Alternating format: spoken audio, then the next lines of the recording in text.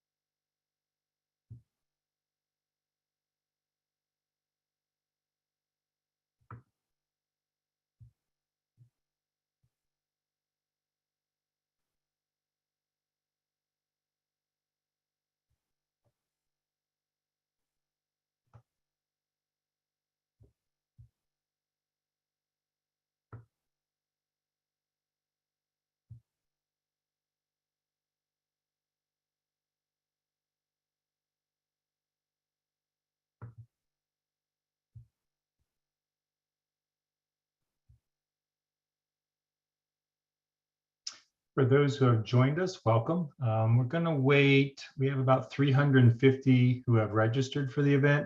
So we're about 100 so far. So I'm going to give it a little bit more time before we start. So please hang in there. We'll start shortly.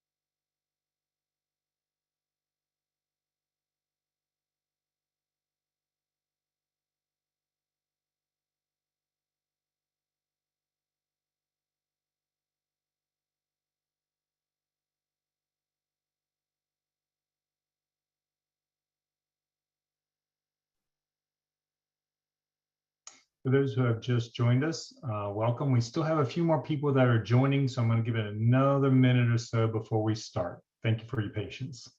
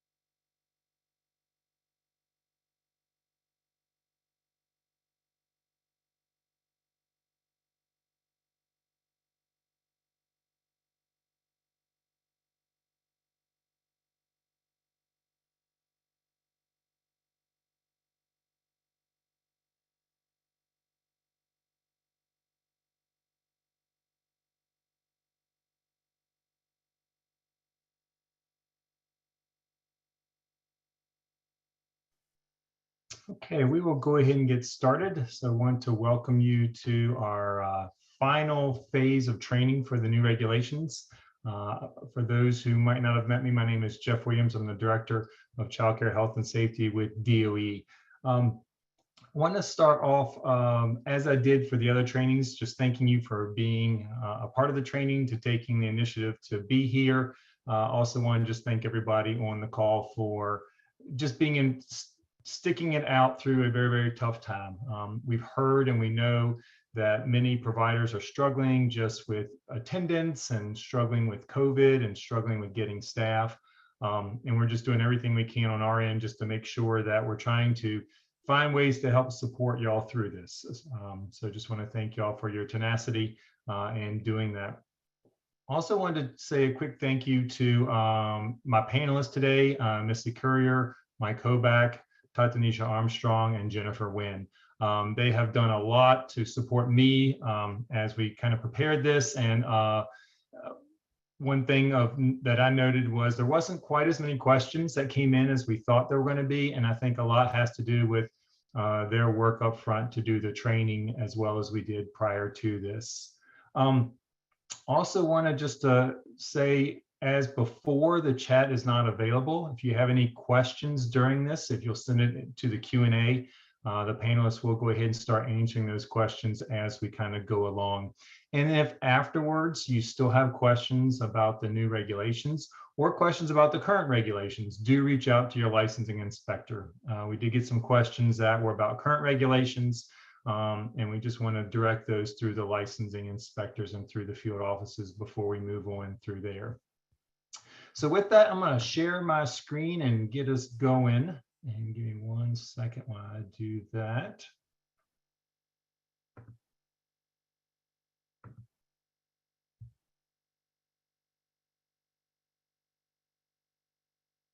And what I want to do is kind of start off with showing you our website, because the document that I'm going to be going over here in a few minutes is going to be posted on our website. So for those who did the Zoom, one of the Zooms before, you heard me reference childcarevirginia.com. So this is the Department of Education's website for everything childcare related.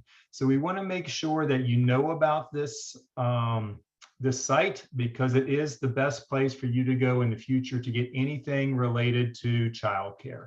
Whether that's quality information or questions about quality, information about the regulations. So as we said during the last training, if you need to get any of the information that we've used for the training over the last 3 sessions, if you go to providers, then you click on resources, and then down on that page, so give it a second, we're working. So the second section there is for the Office of Child Care, Health and Safety, information and training on the revised standard for licensed child day centers effective October 13th. And for those who didn't hear that, October 13th is the new effective date, and I'll talk a little bit more about that in a second. But what you'll see on here is that we do have the recording from the first webinar we did that introduced the training, the new regulations. We actually have the PowerPoint slides. We also have a copy of the regulations with the strike-throughs. I'll actually click on that in a second. For those who might have missed or want to review the in-depth training that we provided between August 23rd and September the 3rd, you can go here and click on the recording. That actually has the full recording up. And then we have also included the slides we used for the presentation. Once we finish today, we will put another link here to today's recording, and we will also put a link to the copy of the PDF document, that we will actually be going over today. So what I'm going to do, and so that we will actually have a copy of the standards ready for us in case we need to review those, I will have those open as well. So let's go ahead and look at our Q&A document. So the first thing I want to highlight is the fact that the effective date is October 13th. About halfway through our trainings that we did two weeks ago, we got a call from the Attorney General's office, who was talking to the registrar, and we kind of talked through the fact that even though the regulations themselves had been approved for an September 21st due date, there were other laws and regulatory requirements that came into play. And the one that affects us is the regulations must be posted on Town Hall at least 30 days prior to their effective date. So as of yesterday, the regulations were posted on the Town Hall and everything, or excuse me, posted in the registrar. And so therefore the effective date is going to be October 13th. I don't think anybody's going to be upset about that. I think you as providers, us as well as licensing, really believe that having some extra time to kind of get our hands on these regulations, to think through them and start to implement them, is a really good thing to do. So as we go through, want to encourage you to use the Q&A section if you have any questions. If your questions aren't answered at the end, we'll kind of go over those. And actually, one of the first ones that is probably worthy of talking about is, when will the new regulations be posted? So now that the regulations have been posted in the registrar, over the course of the next couple of weeks, we'll be taking those and actually putting them into a format that's actually usable. So many of y'all are familiar with the orange book that we currently have for regulations. We'll be having a new book where the colors still to be determined, but we will go ahead and post those on our website. And so going back to that website that we had listed before, childcareva.com, then you'll go to providers, then you'll click on resources, and then the new PDF document with all of the regulations will be posted here. And just as a reminder, the ones that are posted here are just the changes, the additions, the subtractions, and anything that might have changed or gotten moved. But the new regulations will be posted here in their final version, which is merging of the changes into the current regulations.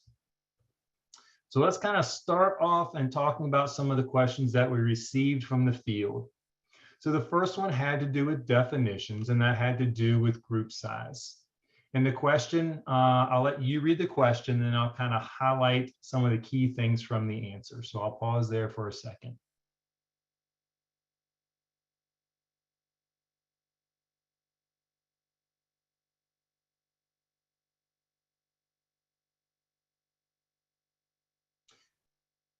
We were kind of expecting that this, the whole issue of group size would create a lot of questions.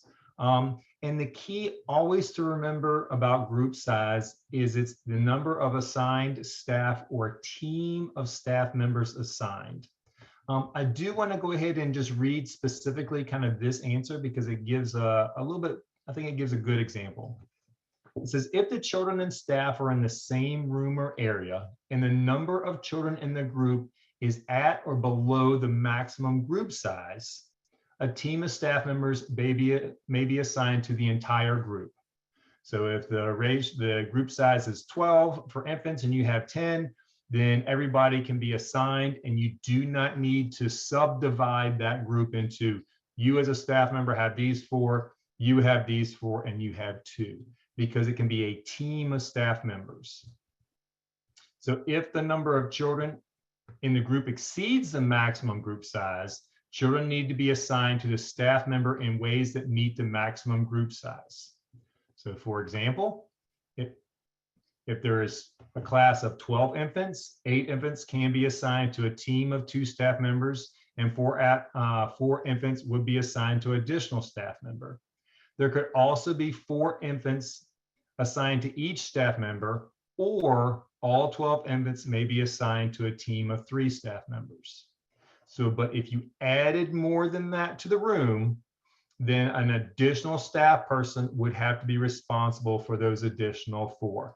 All 4 staff could not be responsible for all 16 infants.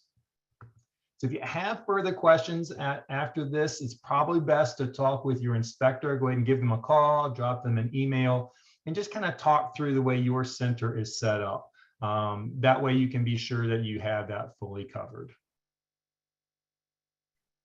So section 40 of the standards have to do with operational responsibilities. And as we talked about before, a lot of these operational responsibilities have to do with allergies.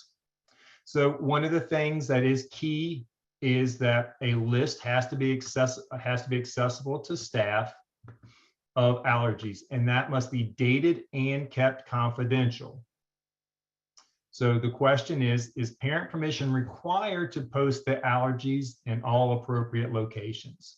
If parental permission is obtained, does that meet the requirements of maintaining confidentiality? And the issue is you do not need to gain parental permission. And part of that is because this information is confidential. Getting parent permission,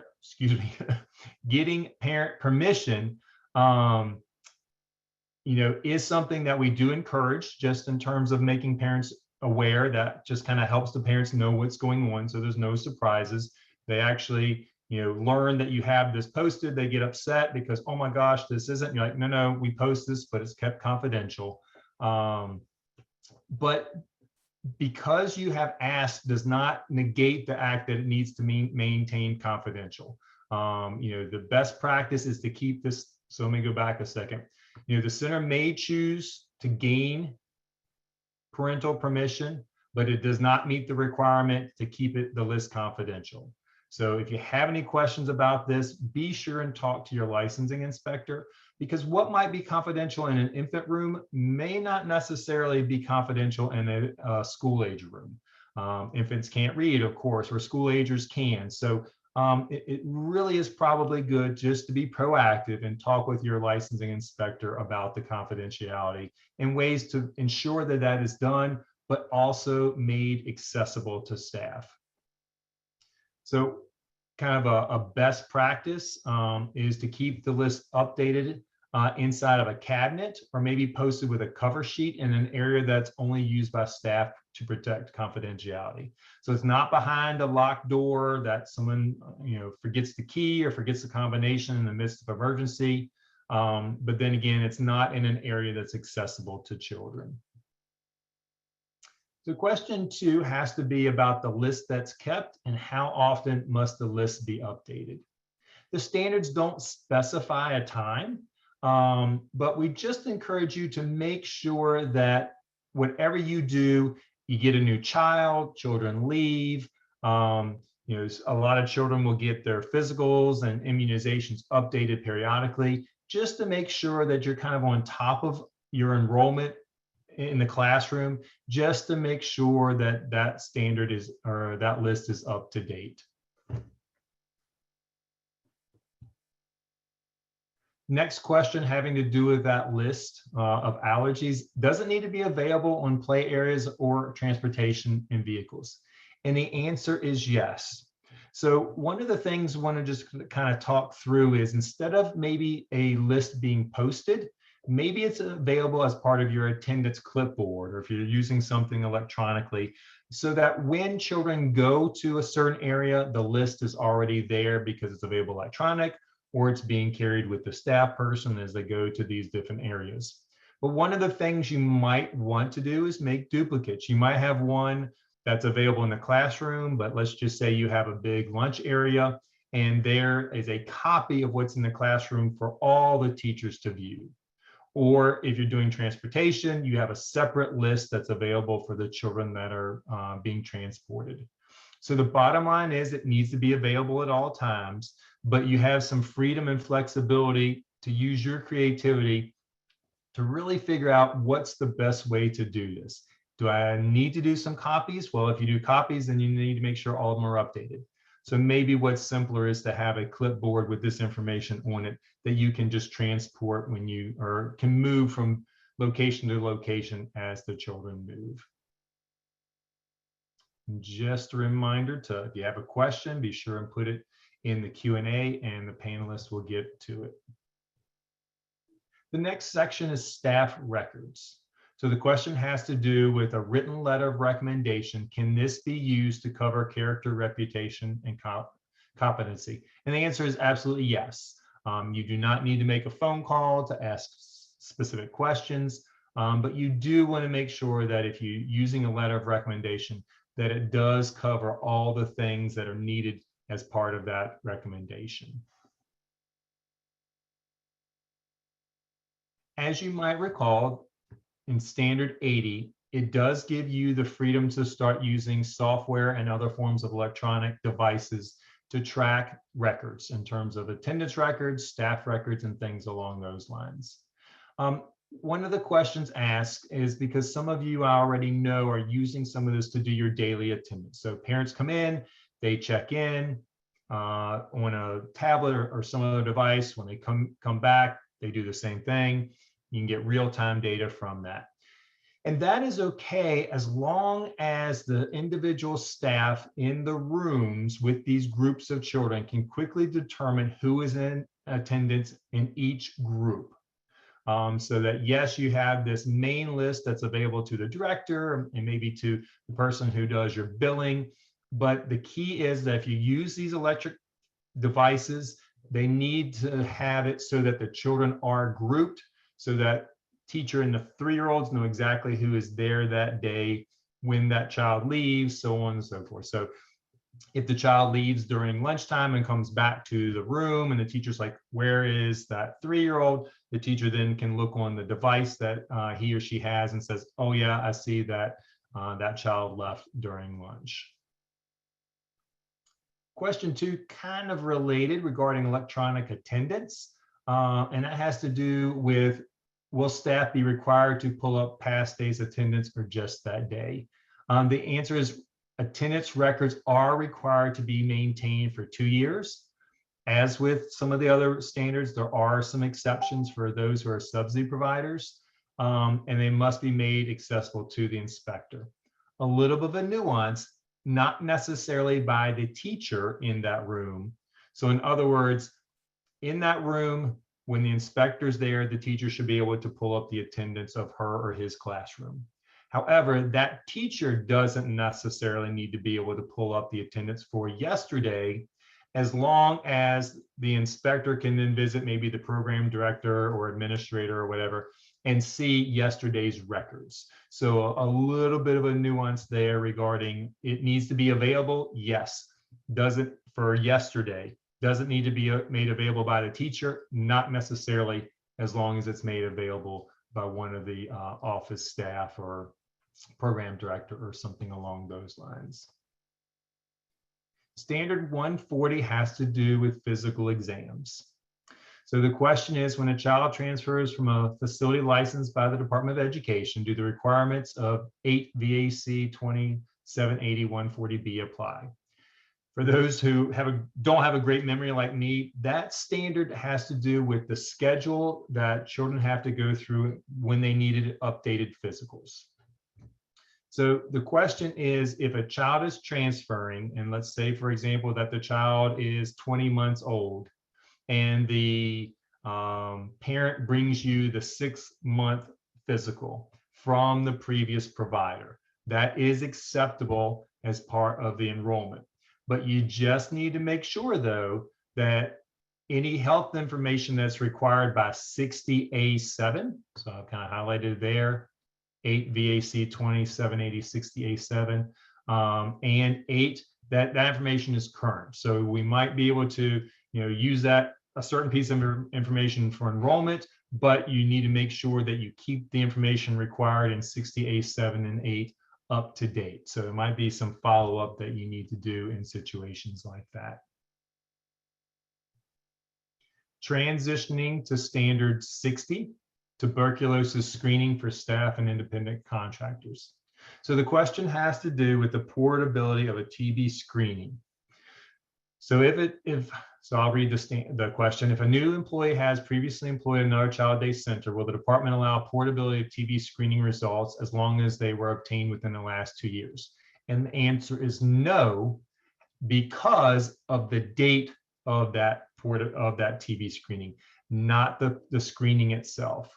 The standard requires that the TB screening be no older than 30 calendar days from the date of employment. But if that is less, so if the staff person has a TB screening 28 days ago, they can transport that screening from their previous employer to you without any kind of issue. So we do have a question here. It's our understanding that in certain instances, a TB test cannot be done within 4 weeks of a second COVID vaccine shot. So in this instance, understand, but the reminder is that we need a screening, not the test. So there, in standard 60, 8 VAC 2780-160, there's many different types of documentation that we will accept for tuberculosis screening, including the test. But if the test is not available, then you can use those other acceptable forms of screening to document that the person has that screening within the last 30 days of hire. So we had several questions throughout the trainings about the aids. A reminder that the regulations that we shared with you during the trainings were just the changes. So that left a little bit of ambiguity regarding aids. Can aids still count towards a child-staff ratio, and are they allowed to be left alone with the children? And the answer is still yes. Aids still count in a child-staff ratio, and they supervise children alone. But just doing a reminder here that there are other regulations that affect child-staff ratios, who has to be in the center when, so on and so forth. So just be sure that you look at 34B and C regarding when you start to get low numbers of staff and you need an aid to be counted in ratio, especially end of the day or beginning of the day. Definitely don't want you to overlook those standards. We talked a lot about standard 240 and staff orientation when we did the training over the last couple of weeks, because there are some new things. which is good. But there are also some ways that the regulations have lightened up in terms of who can do what and things along those lines. So one of the new things that is required is that the new standard requires that the staff-sponsored orientation be completed with 90 days for new employees. And so the question is, but how long do existing employees have to complete the course? Existing employees are not required to complete the course if they were hired prior to 10/13. Again, this is just a requirement for new staff hired after the effective date. So kind of a follow-up question for that, if staff employed at the facility prior to 10/13 previously completed the department sponsor regulation, do they have to complete it again? And the answer is no. It's a great training. A lot of staff or a lot of programs that are subsidy providers have to have staff take some updates. Great, definitely support that, but that is not a regulatory requirement. That is a subsidy requirement. But because a lot of staff really have already taken this at other centers, the question is, if a new employee has completed it prior to employment, is it required for the employee to take it again? And the answer is no, if it's documentation that the employee completed the training and the related yearly updates is maintained in the employee's file, then the employee does not need to complete the pre-service again. So let me say that again. So a person was hired at another childcare center, is now working for you, brings you documentation showing that they completed the pre-license training. If that is less than 1 year old, great. You put in this staff's file, you're good to go. If that was taken several years back, then they need to show you that they've been taking the update. I think it's just several hours, not nearly as long. And if they didn't take those updates, then they are going to need to do the pre-employment training that's sponsored by the department. Let me just take a quick, if you go to the child care website, click on providers,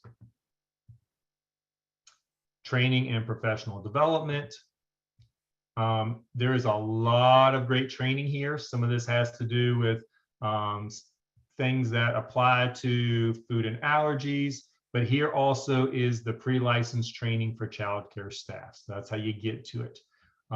Just a quick little aside, there's also a lot of great trainings. The MAT training information can be found here, information about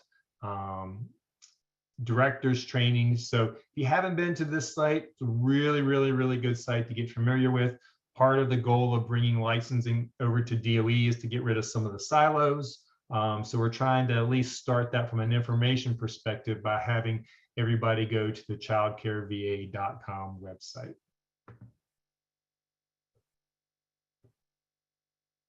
Question 4.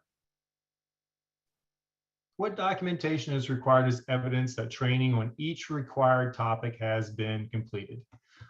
Documentation is spelled out in standard or letter I of that standard of 240. So just be sure and go there. It can be kept electronically, but it does list things like the date and the trainer and so on and so forth. And that kind of brings to the next question: are orientation materials approved by the Department of Education? No. Orientation is to be tailored to your staff. You as the director can provide it. We do encourage, though, I'll go down here to another one here. We encourage programs to seek training from subject matter experts as deemed appropriate. But if you are definitely comfortable with all the topics related to your orientation, then absolutely feel free to do it. There is no current requirement that we approve the materials. And also, there's no specific trainer requirements as well. So it's not that you as a director have to go out and get certified or take some sort of train the trainer course. There are no trainer requirements. But again, we really encourage you to seek training from subject matter experts as you deem appropriate. And if you're not comfortable with something, one of the things you might want to do is go to the childcareva.com website and say, oh, you know what, here's a training that might work really well. So there's some other resources here. So you can direct your staff to a website, because it can be a website. You just need to make sure that you document that training correctly compared to 240I. So still talking about orientation training. And again, one of the things that we really are emphasizing a lot is to differentiate CPR and first aid certification to training. And so when we talk about first aid and CPR training, we're talking about orientation training. So I do want to read this section because I don't want to miss anything, because we've had a lot of questions about, well, what does this mean? What kind of training are we looking for? And so the answer is this. The intent of this requirement is for staff to be generally informed on recognizing when an emergency that requires CPR or first aid exists. The standards require at least one certified staff to be with each group so that they can respond to an emergency. Orientation training in first aid and CPR may include training staff to recognize and distinguish between injuries, medical emergencies, and sudden illnesses that would require being handled by a staff certified in first aid and CPR versus situations that can be handled by a non-certified staff. If children are with the uncertified staff in another area or not within immediate reach of the certified staff, the uncertified staff need to know when to seek the assistance of the certified staff. Programs may consider training that includes the recognition, care, and response to first aid, breathing, or cardiac emergencies involving children. In addition, center policies may allow a non-certified staff to clean a scrape with soap and water and apply a Band-Aid, but would require that a deep cut be handled by a staff certified in first aid. Orientation may also include the process to seek help if someone certified in first aid and CPR is needed, learning when first aid supplies are learning where they're maintained, who is required to have first aid and CPR training or certification, etc. There are no specific requirements for orientation or ongoing training. Training methods may include instructor-led training, videos, self-study, or online training. So I hope that kind of helps, put a little bit of just put some bookends on what we're talking about when we're talking about first aid and CPR training. And again, like we mentioned before, please, we encourage you to seek out training. Even you're like, yeah, I'm kind of comfortable with this, but I'm not, we're not asking you to do anything you're not uncomfortable with. We definitely encourage you to reach out to someone who might be deemed a subject matter expert on that. So now we're shifting to ongoing training. So we're leaving orientation and going to ongoing training. But again, same kind of thing. Can the department sponsor orientation course? Well, not the same thing, a little bit different. So the question has to do with the pre-orientation training that we talked about that's offered by the department. And the question is, can this be completed annually and counted towards much of the new training requirements now required? And the answer is no. The department-sponsored orientation course can only be completed once. The lesson content is available to review at any time, but the certification date will not change. This has been verified by the vendor, Better Kid, who's our vendor. And if you have any questions about that, here is their website, their email address, as well as a phone number that you can reach out for assistance. One of the other things about orientation as well as ongoing training is the question of, there are several things listed in each. So what documentation is required? That is listed in 245M. So pretty much the same thing. And this isn't all inclusive, so be sure and look. Name, date, type of training, what kind of training it was, so on and so forth. So just be sure and review that. And also it can be done electronically, so you can keep it available electronically, but you need to make sure that if you do that, it's still available to the licensing inspector when they come and visit. The answer of, well, it's on the director's computer and the director's on vacation for a week, so I can't get it to you, unfortunately, is not going to be an acceptable answer. It does need to be accessible to view during an inspection. So just like orientation training, ongoing training does not need to be approved by DOE.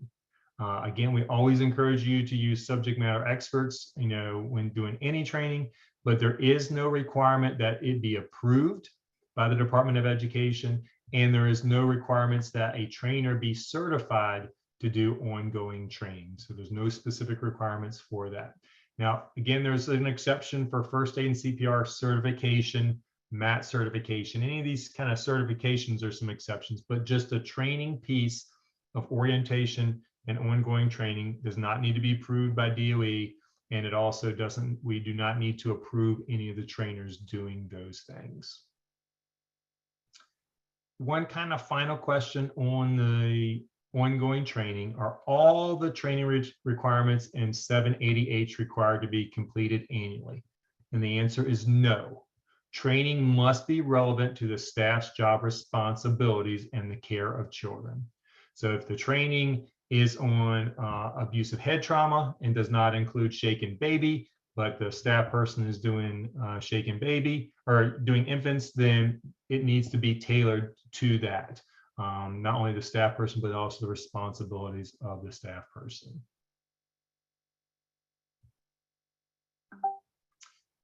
Staff to child ratio and group size.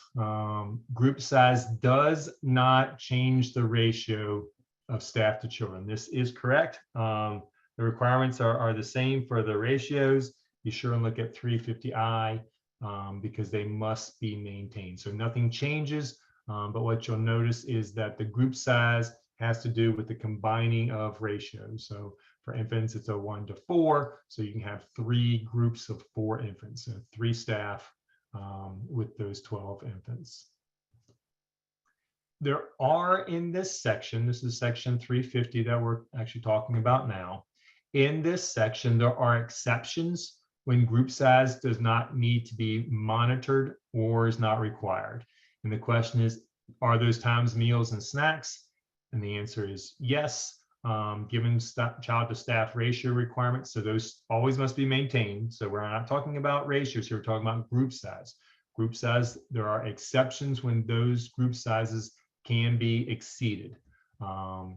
Outside play, meals and snacks. So just be sure and read the requirements in 350B to make sure that they're met.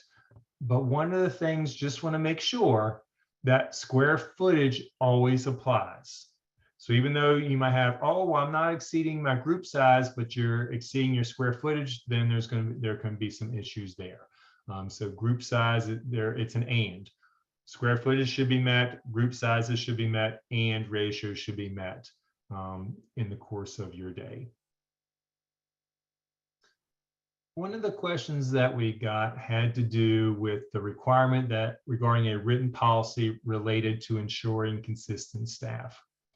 There does not need to be a policy for the infants, and then another policy for the preschoolers, and another policy for school age or anything along those lines. A policy is required, and it must be tailored to different groups if what you're doing isn't applicable across the board. The intent of the policy is to describe the center's procedures for ensuring each group of children receives consistent care. However, there is the understanding, and this is going to question 4, there will be unforeseen circumstances. Staff gets sick, so on and so forth. So it's not that we're going to come in and write a violation because, oh, there's a substitute teacher in there. That's the first time that substitute teacher's ever been in that classroom. That's not consistent. That's not what we're talking about here. We're talking about helping you determine a good plan to ensure consistency as best as possible without making it so rigid that you can't change. Substitute teachers moving between class. They might have a group A in the morning and group B in the afternoon. Well, that's fine, but they shouldn't have group A in the morning, B in the afternoon, C the next day, D the next day, E the next day, F, G, and H. That's not gonna be consistent. So consistent is just seeing the same faces. Someone new isn't dropping in every single day. So if you have questions, absolutely reach out to your inspector as you're drafting it. If you have questions, talk to the inspectors.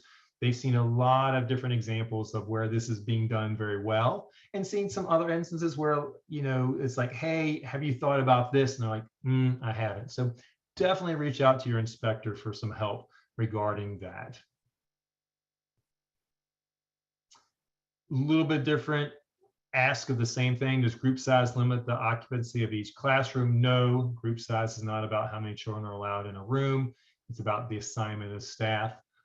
So just be sure in making sure it's an and. The ratios, the group size, and the square footage are all three need to be managed in each classroom. Number 6, and part of this has to do, I think, with some of the subsidy providers asking questions and saying, I'm not subsidy provider. Everything that we have covered in these trainings has to do with all licensed childcare centers, regardless of whether it's public, private, or anything in between. These standards do apply to all. Now, point of clarification, if you are a subsidy provider, there are some additional things you need to do in addition to what we've outlined here. Whereas prior to the new regs, that was probably a lot larger difference. Now it's a lot smaller, the difference between a subsidy provider and a licensed provider effective October 13th. We do have a question specifically about a therapeutic program. And so I do want to read this. Concerning ratios of diagnosed children in a therapeutic program, would this ratio reflect the child's diagnosis even in a non-therapeutic program? In other words, if you have a 4-year-old who is diagnosed with ADHD in a preschool, would the ratio be 5:1 even if you are not a therapeutic program? And the answer is no. If you are not a therapeutic program, those requirements listed in that section do not apply. However, it is highly recommended that programs consider the individual needs of children in care when planning for staff. So if that 4-year-old really does need a lower ratio, then we would highly encourage you to do that. Not only for the sake of the child that has this diagnosis, but maybe for the other children as well as the teacher. We want to make sure that the teacher in these instances do have the ability to interact and spend equal amount of time with children. So if one child is needing a lot of extra attention, that might adversely affect the other children. So we always encourage you to use the ratio that best fits the individual needs of the children and also kind of matches your staff skill set. Standard 530, we've now shifted over to certification for CPR and first aid. So talked about training before, now we're talking about certification. So the question is, if staff have received a certification that's not through American Red Cross, Heart Association, Health and Safety Institute, National, does the staff need to certify once the regulation becomes effective? And the answer is no. Staff who are currently certified are not required to obtain the new one of those certifications in those listed above. The licensing standards currently require certification to be obtained from these, but there is the accepted, but the department will accept them from other organizations whose certification training meets the requirements for in-person competency demonstration. So let me kind of see if I can simplify this. If one of your staff has a first aid and CPR certification that's not through Red Cross, Heart Association, American Health and Safety, those are still good. When they expire, they're going to need to be through one of the ones listed here until we are able to or get a request to review other types of organizations that offer the training. So there are other organizations that will be permitted and that we will approve to offer the certification. We'll just need to have some conversations here in the near future regarding what other organizations are out there. Standard 580, transportation and field trips. So I am going to read this because we know there's a little bit of anxiety out there related to this. It says, since the standards require that at least two staff members certified in first aid and CPR on premises during the center hours of operation, on field trips and whenever children are care, does this mean that 2 certified staff are required during transportation? Please hear me say no. The standard does not require 2 first aid and CPR certified staff to be present during transportation. But if that transportation is to a field trip, in that instance, at least 2 staff certified in CPR and first aid are required on field trips. So that covers everything that we received regarding new standards. Again, there were some questions that have to do with old standards. We're going to direct you back to your licensing inspector regarding that. We're going to stay online here for a few more minutes for anybody who might have a question that they put in the question and answer section. We'll go ahead and answer that. But if you don't have a question now, but might have one as you start implementing some of this, we do encourage you to reach out to your licensing inspectors. At this point, we're going to be channeling all the questions through them.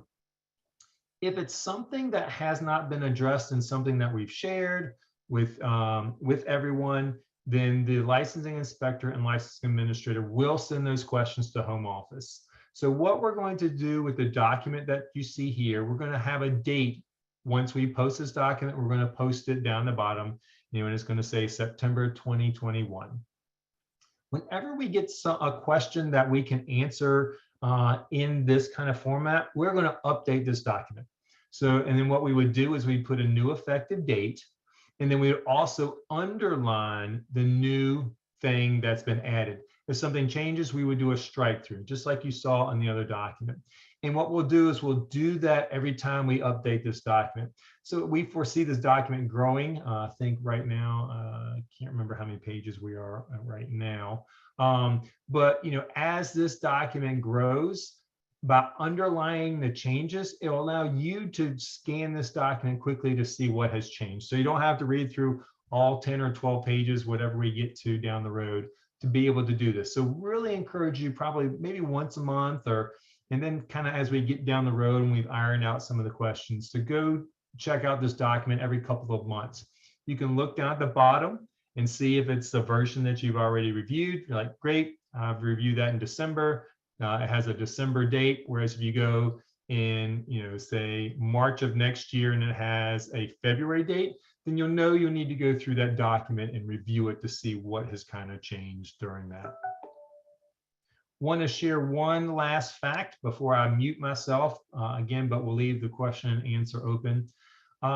The transition from DSS to DOE of childcare came with the understanding that the Department of Education would take a deep dive review of the regulations that we're talking about here. The regulations here, we kind of talked about this, were started back in 2015, and we're really kind of just an update to the regulations, but not really an overhaul, not a deep dive. So what's going to be happening over the course of the next several months is we'll be gearing up to take a full dive into the regulations to see what's out of date, what do we need to change, what we need to clarify. So just kind of be on the lookout, be listening. You can sign up for Town Hall. Go to the Town Hall website. You can actually sign up to be notified when things like these regulations will be quote unquote opened up for input, for public comment. So really want to encourage you just to keep your ears open over the course of the next several months, 4 to 6 months for that, so that when it does come time where you can give your input, you'll be ready to do that. I'm encouraging staff to write down their wish list regarding regulations that they would like changed or regulations they would like added, things they would like clarified. So just encourage you to, once the document is posted and you can print off the full PDF, just write some notes about, it would be better if this said this, or I really think this needs to be stricken because it doesn't really help the health and safety of children. It's just kind of a administrative burden that really doesn't need to be there.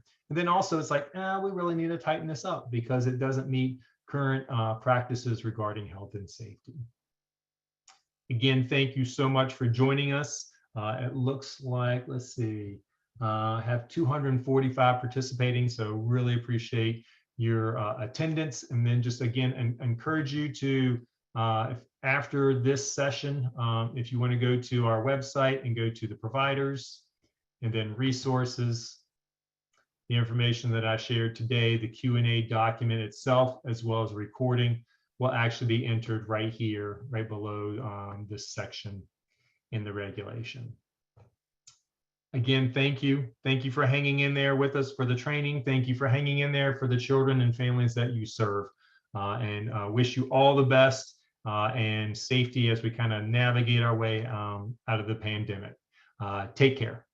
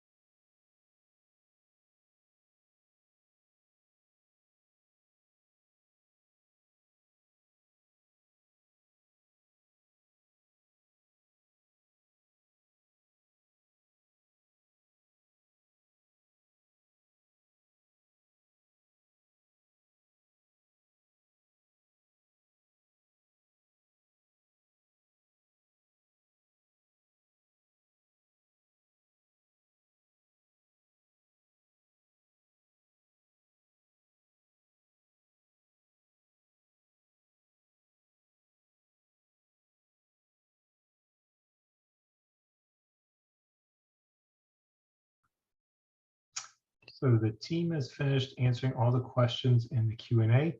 So we're going to go ahead and end the webinar. Again, thank you for attending and hope you have a great day. Bye-bye.